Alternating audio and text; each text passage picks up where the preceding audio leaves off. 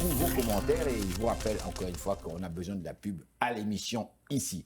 Alors aujourd'hui, nous recevons un grand monsieur. Il s'agit de monsieur Raoul Tamikou, qui est d'ailleurs qui est originaire de l'Afrique naturellement et que je présente, qui a son doctorat dans un domaine très particulier. Il pourra nous le dire tout de suite là.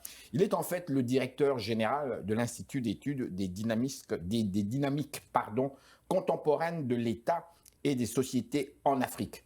Donc, Institut d'études des dynamiques contemporaines de l'État et des sociétés en Afrique.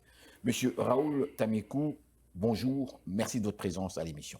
Bonjour Henri, tout le plaisir est pour moi. Comment ça va? Merci pour l'invitation, merci de m'honorer, de me donner la tribune pour parler de ma modeste personne et également de mon institut. C'est un plaisir, on est honoré et très très content.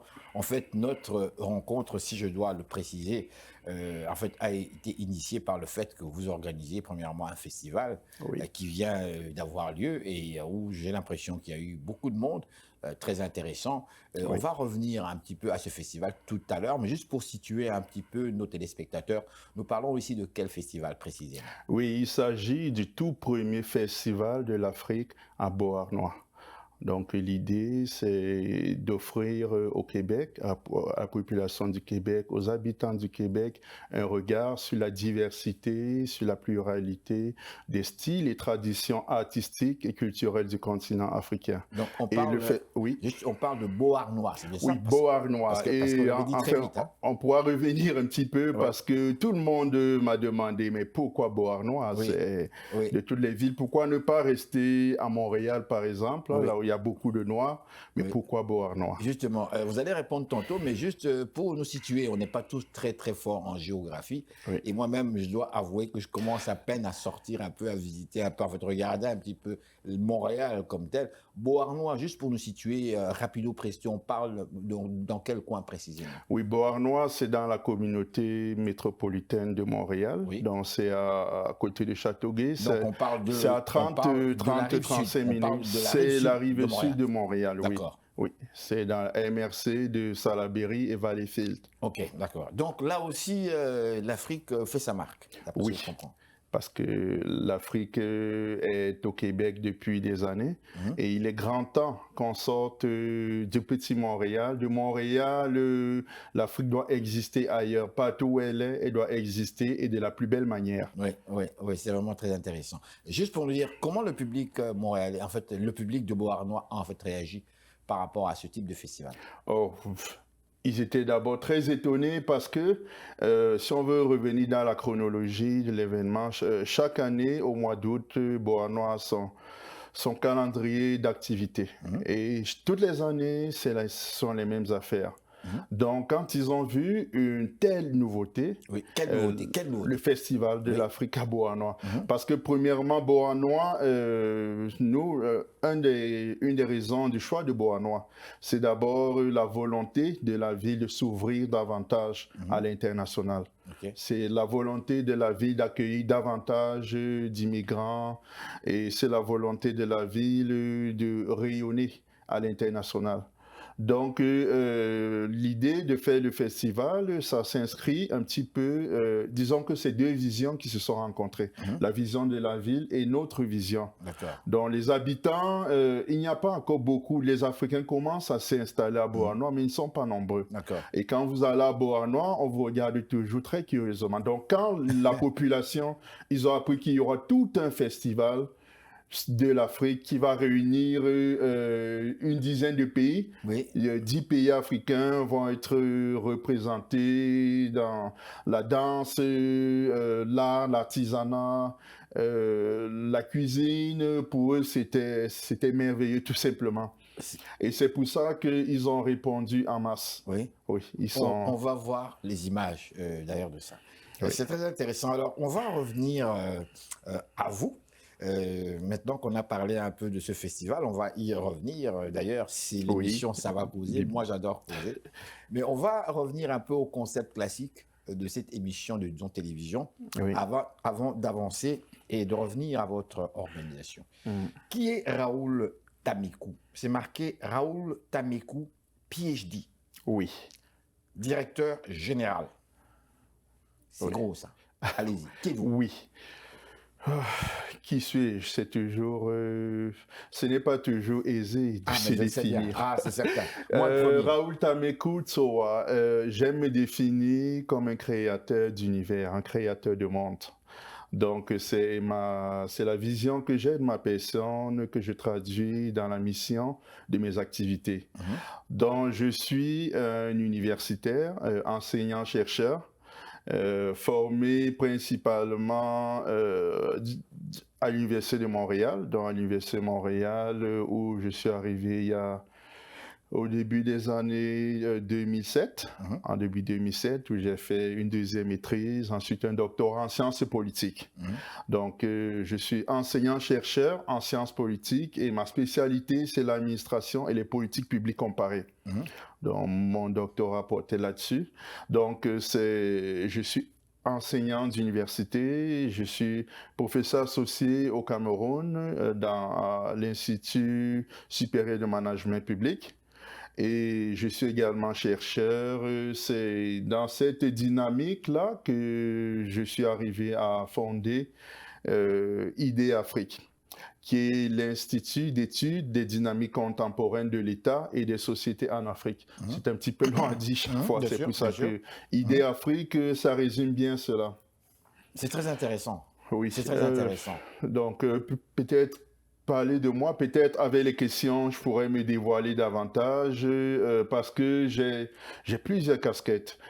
Parce qu'en plus, je suis enseignant-chercheur d'université, je suis également écrivain, je fais de la poésie, j'ai publié un recueil en 2017 ou 2018 dans une maison d'édition française, Stella Marie. Je suis également entrepreneur social et communautaire.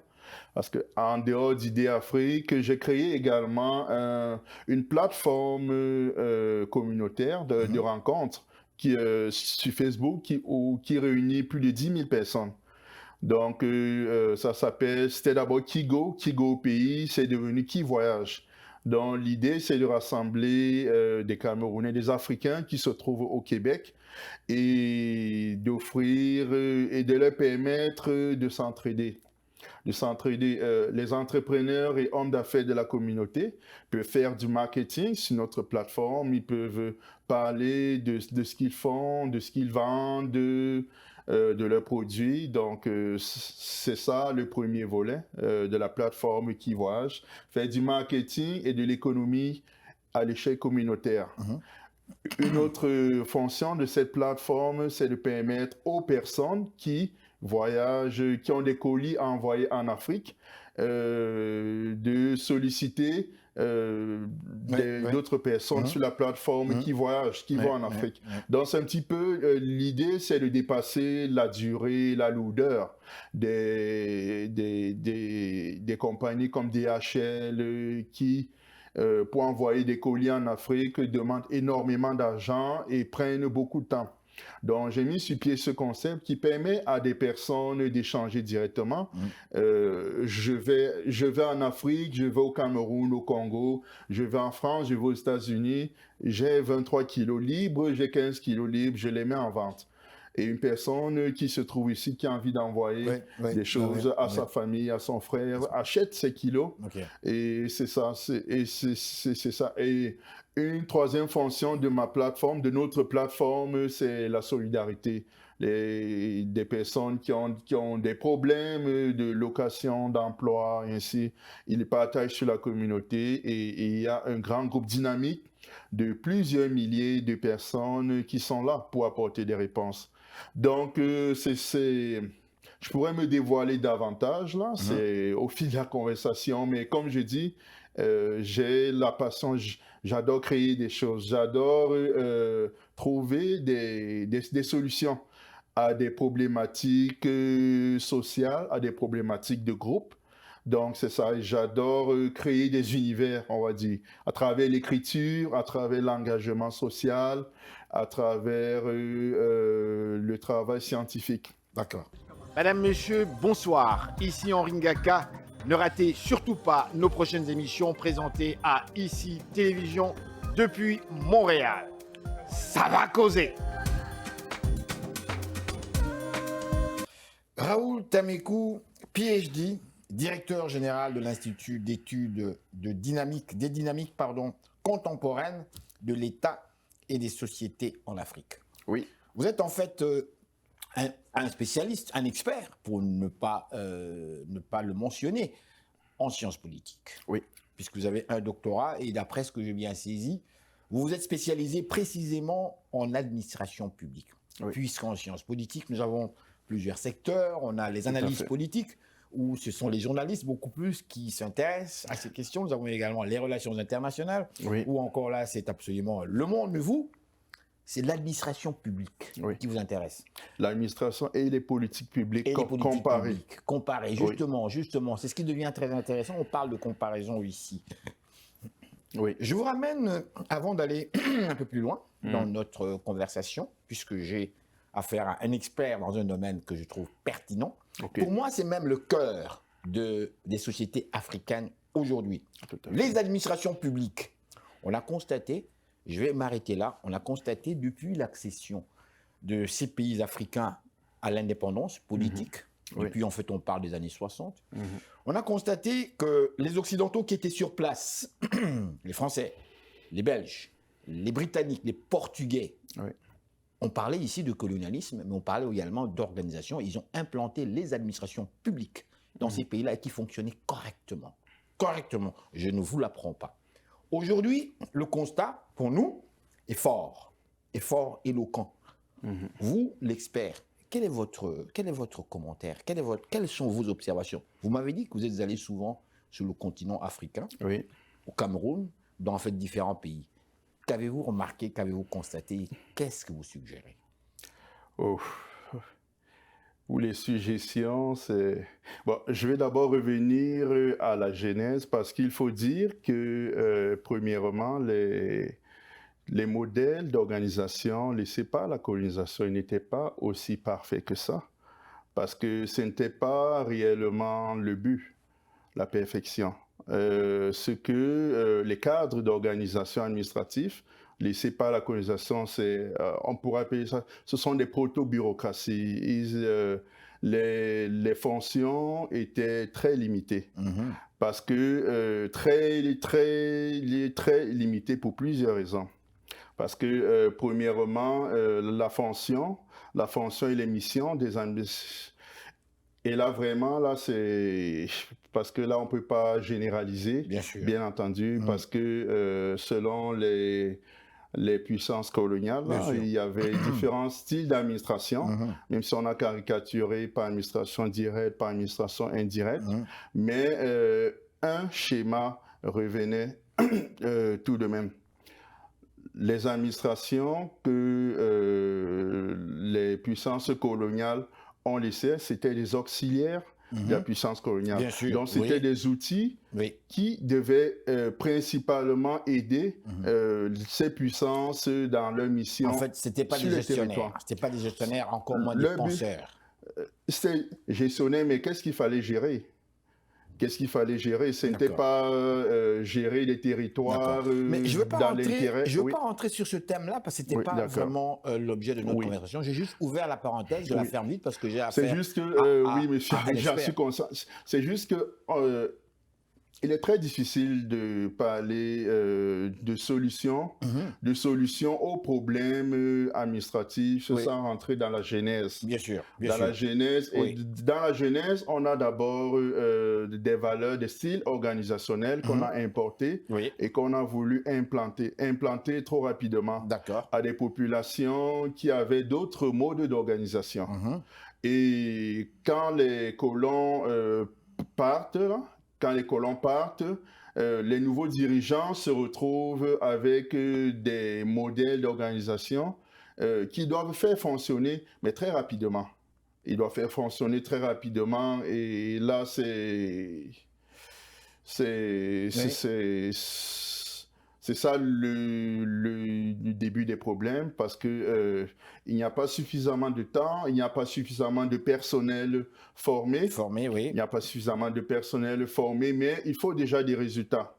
Il faut déjà des résultats et c'est là le début des des problèmes, on va dire. D'accord, mais juste pour synthétiser très très vite, Oui. le constat pour moi, pour le commun des mortels, Oui. on a vu 60, nous étions très très jeunes, on a vu nos villes, on a vu nos villages, on a vu des régions éloignées. Oui. Je vous donne un exemple concret, je suis congolais. Je Oui. prends l'exemple de la ville de Léopoldville à l'époque. Oui. Léopoldville, qui est aujourd'hui devenue Kinshasa. Je vous prends le centre-ville de Kinshasa, Léopoldville. Il n'y avait pas de complexe avec certaines villes européennes. Je m'excuse. Oui. Il n'y avait pas de complexe du tout. Je vous donne un exemple. Aujourd'hui, catastrophe. Et là, c'est un exemple. Je regarde plusieurs villes africaines, plusieurs villes. J'ai été comme vous. Ce que je constate, c'est sale. Centre-ville, c'est sale. Alors, on se pose cette question. Est-ce qu'ils ont abandonné? Qu'est-ce qui se passe? C'est quoi le problème? Et les populations vivent avec ça. C'est comme normal. C'est devenu accepté. Alors, on se dit, mais qu'est-ce qui se passe au niveau de la gestion, au niveau des organisations, différents types de publics? Puisque ce sont nos frères qui sont là. Est-ce qu'ils ont les compétences ou pas? Donc, le public ne comprend pas. C'est la raison pour laquelle je vous posais cette question. Qu'est-ce qui se passe avec notre mode de fonctionnement et d'organisation? On dirait que c'est le bordel total. Oui, c'est vrai qu'on n'a pas des modes de fonctionnement les plus efficaces, mais les racines sont tellement nombreuses là. Oui. Parce que l'administration, c'est un outil. C'est un outil, c'est un instrument au service du politique. Donc, l'administration... au service du politique. Oui, au service du politique. Donc, l'administration, son rôle, c'est d'implémenter un ensemble de décisions de politique, une vision Exactement. qui a été mise en place, qui a été définie. L'administration, c'est le bras du politique. Oui. Donc, on ne peut pas dissocier le travail de l'administration et du travail du politique. D'accord. Et de l'organisation. On ne peut pas dissocier l'organisation administrative de l'organisation politique. D'accord. Les deux sont liés. Parce que vous voyez, vous posez le cœur de la réforme administrative. Pourquoi il y a des problèmes dans l'administration et pourquoi les réformes, depuis des décennies, il y a des réformes administratives en Afrique. On implémente des réformes administratives. L'Afrique est l'un des continents les plus réformistes, on va dire. Mais pourquoi ça ne marche pas toujours? Pourquoi ça ne marche pas? Et en Afrique, on implante toutes les modes de réforme. La bureaucratie, le modèle organisation et méthode, on a expérimenté en Afrique. Le modèle weberien, on a expérimenté. On a expérimenté aussi? Oui, on a tout expérimenté en Afrique. Parce qu'on a constaté que sur le plan culturel, ça ne s'adaptait pas. On parle actuellement de la gestion axée sur les résultats, du nouveau management public. Oui. Donc en Afrique, on est très friand des modes organisationnels, des outils et des concepts qui viennent de l'extérieur, mais qu'on implémente ou qu'on essaie d'implémenter, mais sans vraiment préparer le cadre, on va dire. Madame, Monsieur, bonsoir. Ici Henri Ngaka. Ne ratez surtout pas nos prochaines émissions présentées à ICI Télévision depuis Montréal. Ça va causer. Revenir ici à votre organisation, on a passé beaucoup de temps sur le continent comme tel. On va revenir un peu ici à Montréal. Quel est l'objet, même quel est l'objectif même de votre organisation et qui ciblez-vous précisément? Oui, très bien. IDEA Afrique, en fait, c'est un institut de coopération internationale et d'excellence académique. Donc, la mission d'IDEA Afrique, c'est de favoriser un maillage entre le Canada et le continent africain. Donc, c'est favoriser le rapprochement entre le Canada et l'Afrique, mais à différents niveaux. Pensez-vous c'est possible? Sur le plan institutionnel, oui. Pensez-vous c'est possible? Je vais vous dire pourquoi nous pensons que c'est possible et pourquoi nous nous engageons dans cette voie-là. Oui, d'accord. Avant que vous me répondiez par rapport à cela, je voudrais vous situer très rapidement, comme ça on va pouvoir continuer là-dessus, par rapport au contexte international actuel. Vous le savez comme moi, qu'on parle aujourd'hui de plus en plus de la bipolarité du système international tel qu'il est réellement. Dans les années après la Deuxième Guerre, on en avait parlé, à la création de l'ONU, on en avait encore beaucoup plus parlé, mais aujourd'hui, on a constaté que l'autre partie a dit, il y en a marre. Moi, j'applique cette bipolarité qui existe carrément, puisqu'on le sait, depuis les années 60, les pays africains qui ont accédé à leur indépendance, il y avait deux parties, ils avaient deux choix. Soit vous allez à l'ouest, soit vous allez à l'est. Vous vous rappelez de cette époque-là? Oui, On a vu Sékou Touré qui s'est planté carrément. On a boudé cette Guinée-là parce qu'il a osé. Il a osé. D'autres, Mandela aussi a osé. Pour cela. Voilà. Et en Afrique du Sud, en fait, l'Angola aussi a essayé aussi. On a vu tout ce qu'on a fait comme blocus. Aujourd'hui, par rapport à ce contexte-là, on a l'Europe qui est touchée, qui est ciblée. On a la France, l'ancienne colonie, qui est également ciblée et qui a l'œil de plus en plus vers le continent, qui de plus en plus se réveille comme tel. Alors, dans ce contexte-là, comment peut-on réellement parler stratégie sur le continent? C'est beaucoup. Premièrement, il faut dire, mon cher Henri, que nous sommes davantage dans un contexte de multipolarité. Donc, la bipolarité, le contexte... Elle est presque morte, d'après vous? Oui, complètement. Parce on parle réellement de multipolarité. Oui, de multipolarité. Donc, on parle de plusieurs puissances, finalement. Oui, parce que, et on le voit tous les jours, les États-Unis ne sont... Après l'effondrement du mur de Berlin, où le contexte était réellement bipolaire. On est passé à quelques décennies d'unipolarité dans laquelle les États-Unis étaient la superpuissance. Oui, c'est ce qui avait inspiré à Fukuyama notamment la fin du monde dans son livre. Il a dit que le capitalisme va régner, s'imposer. Nous sommes passés à l'unipolarité, sa standardisation du monde, de la façon de voir le monde, de concevoir.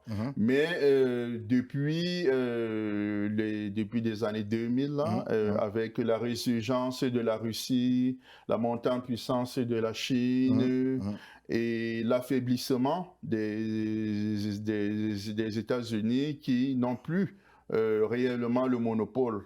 Qui ne peuvent plus réellement être appelés comme des gendarmes internationaux. Ils n'ont plus, selon vous, ce monopole-là. Oui, ils n'ont plus... Donc, ce qu'on nous présente à la télévision, finalement, selon vous, c'est de la fumée.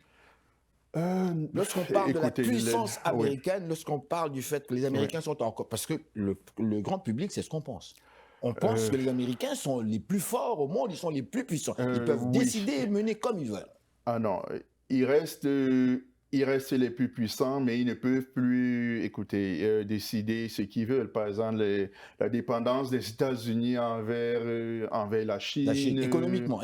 Oui, économiquement, mais l'économie tient le monde, là. C'est la dépendance des États-Unis envers la Chine, notamment la montée en puissance de la Russie et d'autres nations émergentes.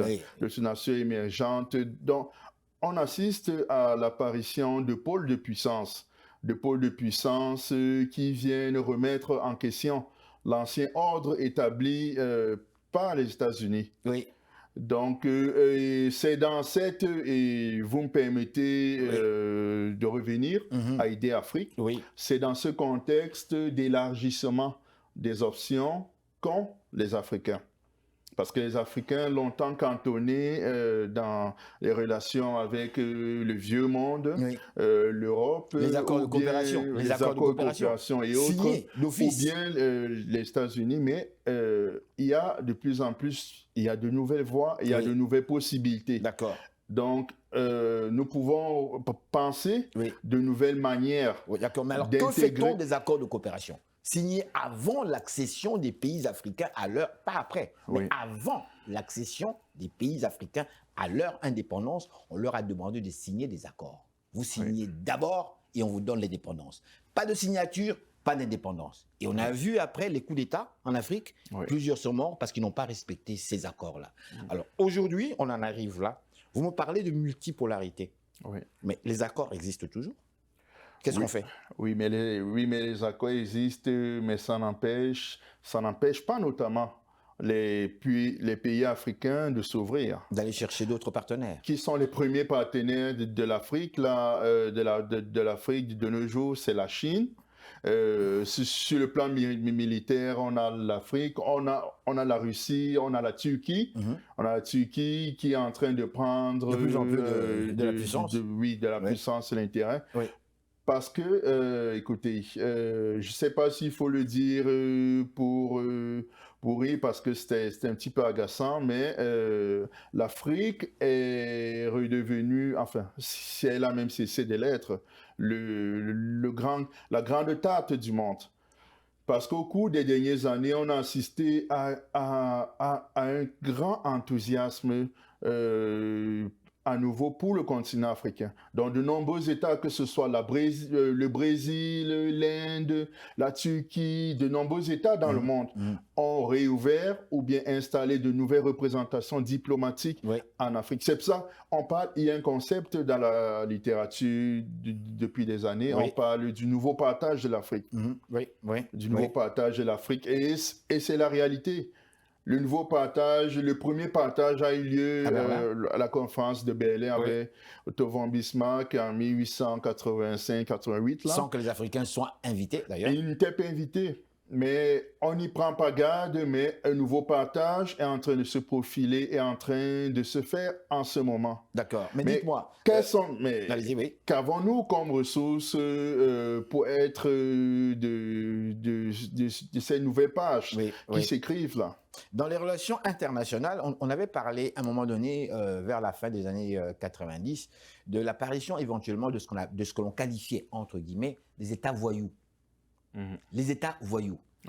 Et vous me parlez aujourd'hui, vous, de multipolarité. Ça veut dire que ce ne sont plus des États voyous, ce sont des États pleinement et des puissants. Je vous cite un exemple concret, la Corée du Nord. On n'ose pas trop en parler, mais c'en est un. La Turquie qui devient de plus en plus militarisée et qui aide d'ailleurs sur le plan militaire. Il y a plusieurs autres pays, l'Iran. On en parle, mais du bout des lèvres comme tel. Comment dirais-je, lorsque vous dites, on parle de multipolarité, et certains parlent ici des États voyous. Est-ce que selon vous, est-ce qu'on parle bien des États voyous ou est-ce qu'on parle bien des puissances qui émergent réellement et qui vont jouer un rôle pertinent sur la scène internationale? Oui, mais bon, États voyous sont des catégories, ce sont des catégories politiques créées par l'appareil discursif de propagande américaine. C'est les États-Unis avant tout qui se sont donné le monopole de qualifier des États de voyous. Et là, ils ont une liste noire d'États qui font changer à leur gré selon leurs intérêts. Et ils sont pratiquement la seule puissance à avoir ce type de rapport, ce type de lexique, on va dire, de lexique à l'endroit de l'organisation de la carte du monde, la carte des États du monde. Donc, qu'est-ce qu'un État voyou? Qui est un État voyou? Les critères sont rédigés par le Pentagone et ses faucons. Par le Pentagone et ses faucons, par l'appareil de propagande militaire des États-Unis. Donc pour vous, la réalité qui a accordé à ces catégorisations-là, c'est écoutez, moi je reste très sceptique. Ce sont des termes très politiques qui sont à prendre avec pincette parce que ils sont nés dans un contexte particulier et doivent être cantonnés, analysés dans ce contexte-là. Merci, je vous trouve très très intéressant et c'est vraiment pertinent. Qu'est-ce que le public qui nous a suivis aujourd'hui doit retenir de cette interview? Le public, bon, premièrement, je vais revenir un petit peu sur ce que nous faisons à Idée Afrique. Bien sûr, parce que comme je le disais, avec l'ouverture du monde, c'est la possibilité pour l'Afrique de s'ouvrir, notamment au Canada, et d'établir, de réinventer les relations avec le Canada. Entre le Canada et l'Afrique. Entre le Canada et l'Afrique. Et ça tombe bien parce que ça correspond à l'évolution du contexte international. L'évolution de l'agenda international même du Canada. Est-ce que les relations étaient bonnes entre le Canada et le continent africains, Oui. du moins depuis l'émergence de ces pays. Oui, oui. Le Canada entretient de très bonnes relations avec les pays africains parce que le Canada jouit d'une excellente presse en Afrique. C'est l'un des pays les plus admirés en Afrique. Pourquoi? Parce que ce n'est pas... Mais premièrement, ils n'ont pas colonisé, ils n'ont rien colonisé en Afrique. C'est un pays considéré comme pacifique, qui soutient les initiatives de démocratie, de société civile et l'éducation. Donc, pendant des décennies, le Canada s'est inscrit dans ses rapports avec l'Afrique, principalement dans ces domaines-là. Mais il y a également un domaine moins flatteur qui n'est pas souvent à la lumière, c'est le domaine minier. Oui. C'est le domaine minier où le Canada, malheureusement, est également un des plus grands, a des compagnies minières qui font beaucoup de tort à l'Afrique. Donc, mais depuis quelques années, comme je le dis, le Canada a décidé de réinventer, de redéfinir, de repenser ses relations avec le continent africain. Et l'idée commence à se faire d'envisager le continent africain comme un partenaire commercial. Donc, c'est dans cette ouverture-là que Idée Afrique s'est inscrit pour se présenter comme un interlocuteur d'abord. Mais malgré le fait que le Canada insiste beaucoup sur les droits de l'homme, le Canada insiste beaucoup sur le respect de ce qu'ils entendent par démocratie. En fait, le Canada insiste beaucoup, quelque part, ils sont contre les dictatures, quelque part. Ils sont contre les régimes autoritaires et totalitaires. Oui, bien entendu.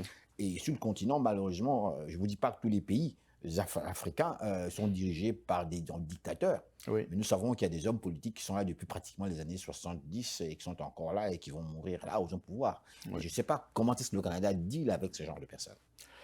Oh, écoutez, ça c'est une question qu'il faudrait sans doute poser aux autorités canadiennes. Oui, aux autorités canadiennes. Voilà, parce que le Canada s'est fait tout de même un promoteur, un ardent défenseur de la démocratie et des droits de l'homme dans les pays africains.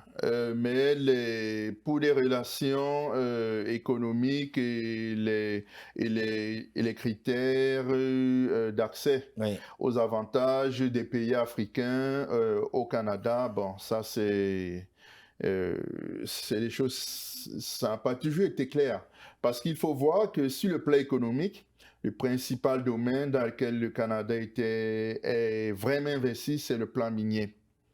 Et le plan minier, écoutez, ça rapporte beaucoup d'argent. On parle de gros enjeux, donc de gros enjeux économiques.